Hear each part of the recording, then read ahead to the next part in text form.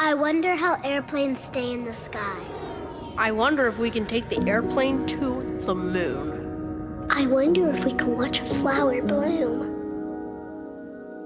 I wonder how many colors God paints the world. Grandpa, I wonder if God can make it rain in the middle of the ocean. I wonder if we could take a nap on a cloud. I wonder if we could walk on a cloud. I wonder if I can fly in the sky. I wonder. I wonder. I wonder. I wonder.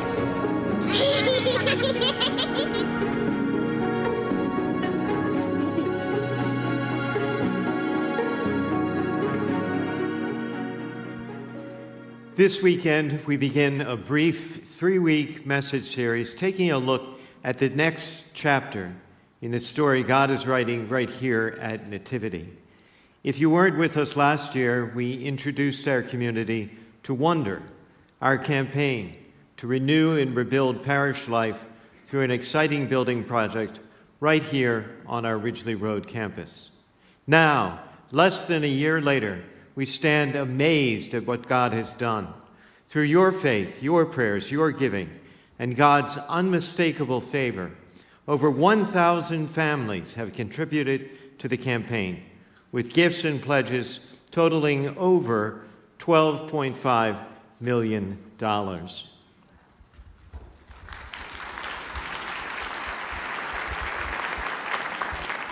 Meanwhile, plans are advancing, designs are being finalized, approvals secured, progress is being made. The vision is becoming real. But the greatest wonder is actually not the building itself. It's what God is building in us. Faith that steps forward, giving that multiplies, and hope that outlasts doubt and uncertainty. God has chosen this community at this time to take part in something exceptional, something really, truly extraordinary, transforming our East Wing so more kids can fall in love with the Lord and grow up in a loving church family. Expanding space for students to explore their faith as they explore life, and for adults to gather and grow in small groups.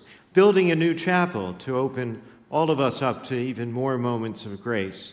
Creating environments for kids, students, and adults in which faith formation, religious education, sacramental celebration, personal piety, and parish fellowship will be happening 7 days a week. We don't have to do this. We get to do this.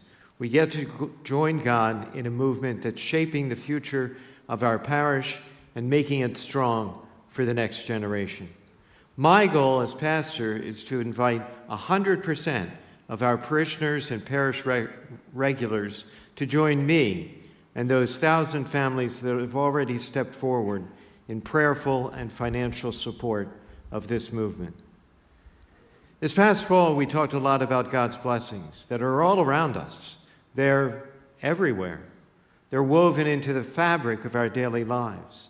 But the truth is, how we see and receive those blessings depends. It depends on our heart. If our heart is hard, we can miss out on what God is doing, even sometimes right in front of us. But when our hearts are humble, we start to notice His hand at work in even the smallest things. In the same way, our sense of wonder flows from our heart.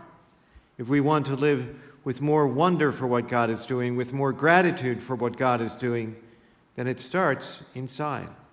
It starts with our willingness to let Him shape our heart. What kind of heart does the Lord want from us? What kind of heart does God use to do exceptional, extraordinary things?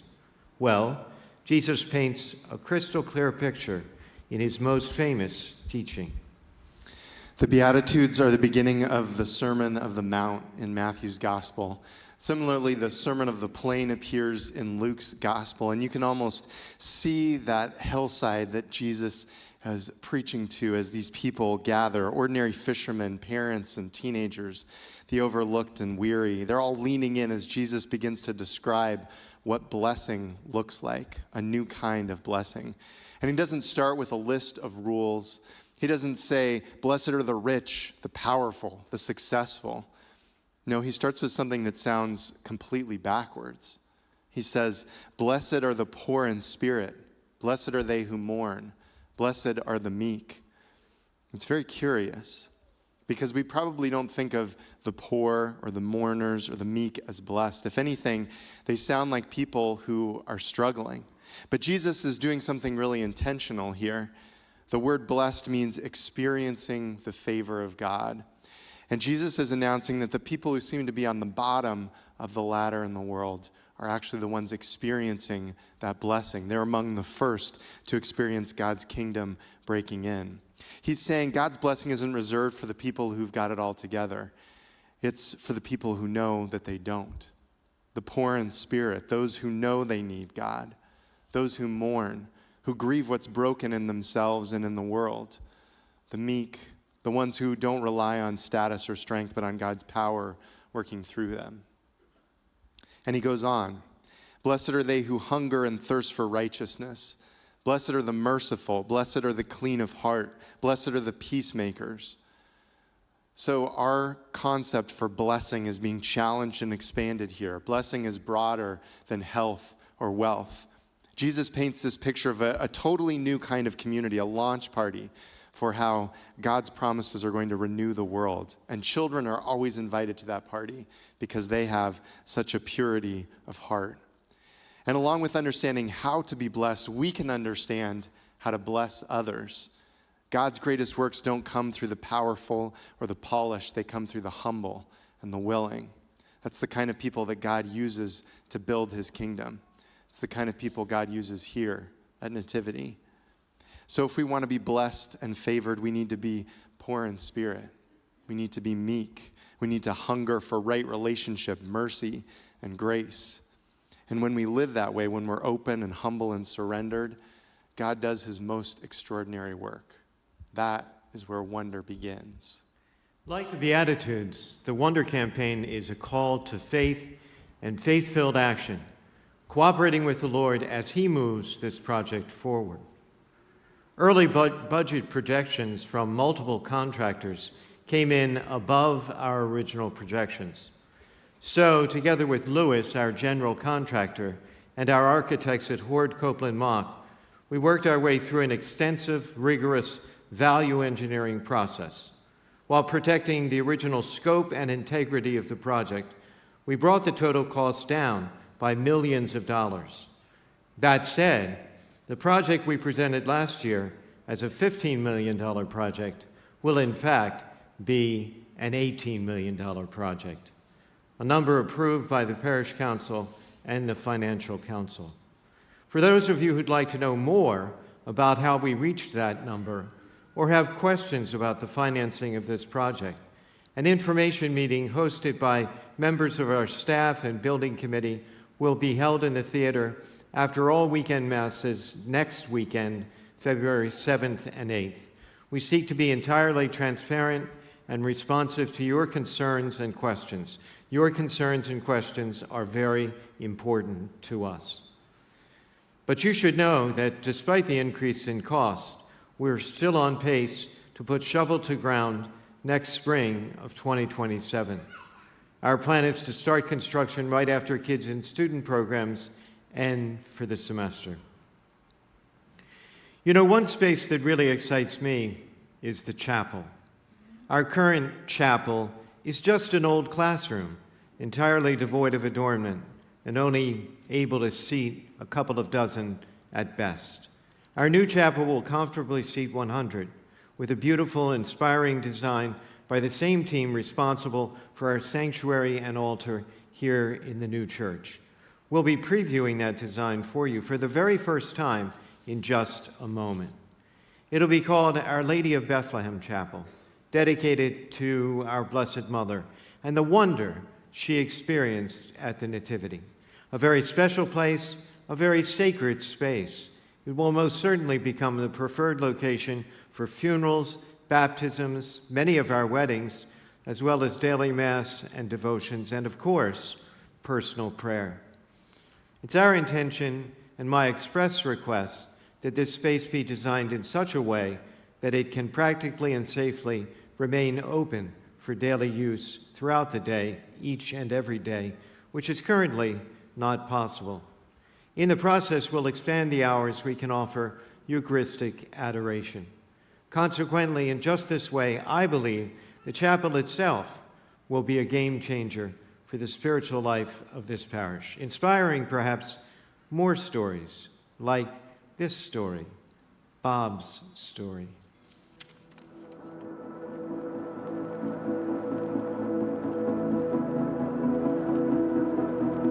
I was in a non-denominational Bible study with non-denominational Christians and really learning a lot more about the personal relationship with Jesus Christ than I ever had in a Catholic church growing up. So I actually prayed for this church, that I would find a church that has everything about the Mass and communion, but really wanted to help parishioners grow in their personal relationship with Jesus. And Nativity was like a prayer answer.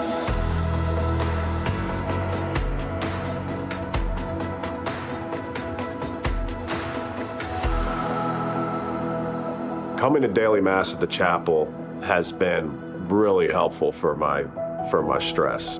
And I found that no matter what's going on with my day, when I pop into chapel and go to Mass during the week, it's like a reset. You just get filled with the Holy Spirit, you get to receive Eucharist, receive the Lord, and it helps you stay balanced in your faith and remember what's important. I was one of those guys that's very busy, self-employed, 4 kids, and kind of would make excuses as to why I couldn't join a small group, why I couldn't serve in different ministries. And, you know, really once you make that commitment and prioritize God and serving first in your life, it just, on the other side of that, is just incredible blessing. My faith walk has helped me as a father just by keeping me grounded. I think I've become more patient with my kids as I try to emulate, you know, God's love, God the Father's love, and patience with me. That's how I try to interact with my children. They're all off at college all over the country right now, but when they come home for Christmas break, they usually serve as greeters during Christmas. And I think that I've seen all of them actually grow in their faith. I think because of the serving I do here at Nativity. They all attend Mass on a regular basis, even when they're out at school, and they all have very strong relationships with the Lord.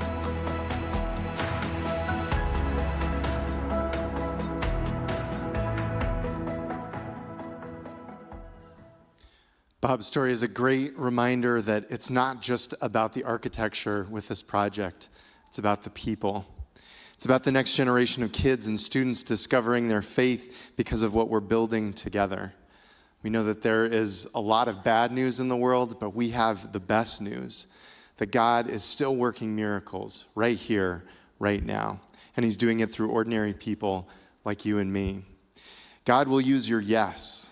He will begin to show you that your small act of faith can change someone else's future. So here is your invitation. Join the wonder.